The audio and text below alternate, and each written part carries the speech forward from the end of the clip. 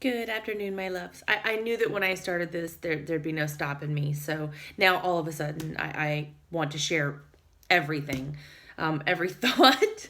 But I wanted to take some time today not to share my Bible study, but to share something that God recently put on my heart that was tremendously profound for me. And I'm going to talk about a touchy subject. I'm going to talk about race and slavery and our ugly American history. I have heard it said, and I'm sure all of you have heard it, said it, thought it, in regards to slavery and civil rights and our African American brothers and sisters. I have heard it said, hey, listen, it wasn't me. I did not do it. I don't think or feel that way. At some point, you just have to get past it. Like, you have to get over it and move on. And I always felt like that was a really naive statement. Who am I to even think that I have the right to make a comment like that? But God presented something to me in such a beautiful and unique way, and I really wanted to share this with you. So, my family, like many families, we have some consternation in our families. We have estrangement in our family. We have things that have caused problems in our family. We have past pains, past traumas, just even the simplest of past situations that continue to cause trauma in relationships. One thing said at one holiday event, one time a family member didn't come through, one time a family member's actions were criticized, whatever it may be. And I know every family, I believe, suffers from this in some regard. There is something in our past that continues to cause us consternation. And this can cause consternation for a year, 20 years, a lifetime. Families are plagued by these situations. And if in a family unit, if between a sister and brother, if between a parent and a child, if between any two people, if one little thing from our past can continue to cause us tremendous consternation such that we will estrange ourselves from a family member, from someone we once loved and adored. If one thing said, and of course I'm sure it's a pattern of things, but nonetheless, even if it is a pattern of things within our own family units that continues to plague us and affect us and hurt us throughout our lifetime, if that in our own unique small family unit can be that impactful, if one thing said, doesn't even have to be tremendous abuses, doesn't have to be physical abuses, doesn't have to be sexual abuses, although we know those things are rampant in families around the world. But if even just a thing said, a thing misconstrued, if that alone can cause consternation and estrangement in a family, then how are we to dare tell a people to get over it? How are we to dare tell a people, it wasn't me, don't take it out on me. I didn't do it. Because that ugly American history was not, it was perpetrated by races, but beyond that, it was perpetrated by humans. And as long as there are humans on this earth, there is going to be the propensity for these horrible things to continue to happen. It's not magically going to change until we change, until our hearts and our minds change.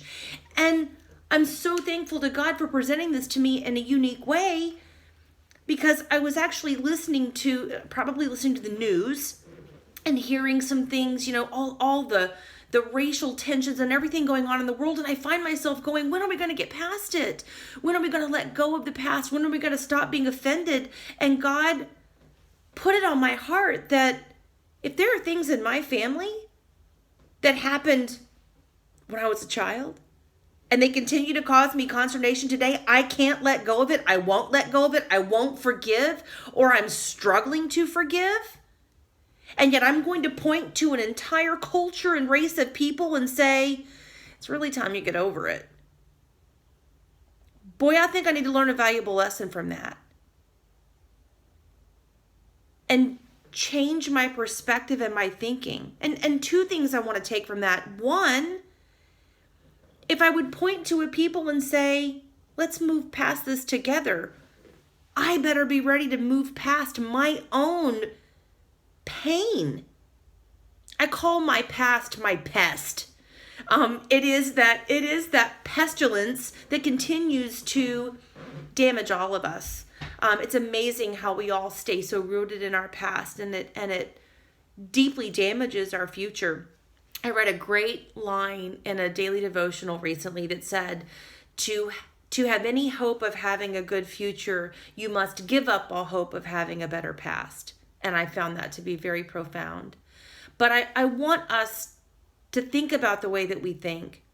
And if you've ever found yourself pointing at a culture or a people or a race or a religion or whatever it is, a group, and saying, come on, man, move past it. It's really time you get over this. And why are you still offended? And it wasn't me. Stop for a minute and consider your own life and things that you may be hanging on to that weren't by any stretch of the imagination as profoundly damaging as things that we have experienced in our American history.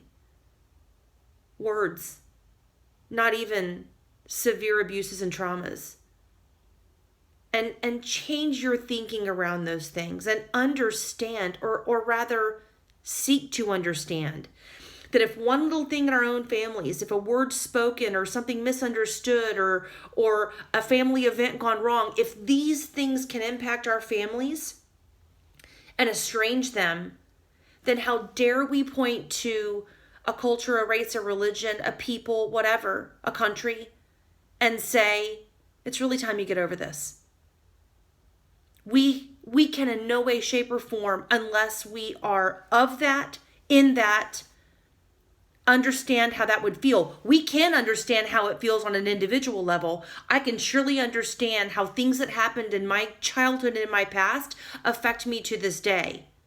I can't imagine how going through that situation, how going through civil rights, the horrors of those times, I can't imagine how that would shape me. I can't imagine how it would shape my family. I can't imagine how it would shape my brothers and my sisters and my culture and my future generations. I can't even speak to it. I can speak to how my own past has affected me. And it gives me profound insight into how trauma can affect us. And I do pray that as humans and as families and as cultures and races and religions and countries and people, that we can move into healing together. But I don't believe that we'll ever move into healing if we don't seek first to understand and then to be understood. So I pray that what God put on my heart about my own past and my own absorption and processing of my own pain, and if I would ever point a finger at anyone in this universe and say, it's really time you move on, I better make sure that I'm practicing that in my own life. And again, that I'm not expecting other people to deal with and approach and absorb things in even the same way that I am, because it's just entirely unfair. It's ridiculous. We may expect that. A lot of times, what is it?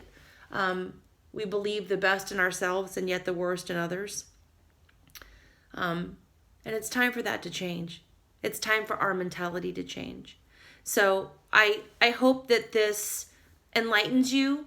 I hope it gives you something to think about. That is my goal in sharing these my Bible studies and the things that I want to be able to share with you in the future. It is to try to change your thought processes. It is to try to get you to think about things in a different way. And I hope that I achieve that today. And I hope that I achieve that every day. I love you, and I thank you for spending some time with me this morning. And I hope you have a wonderful day.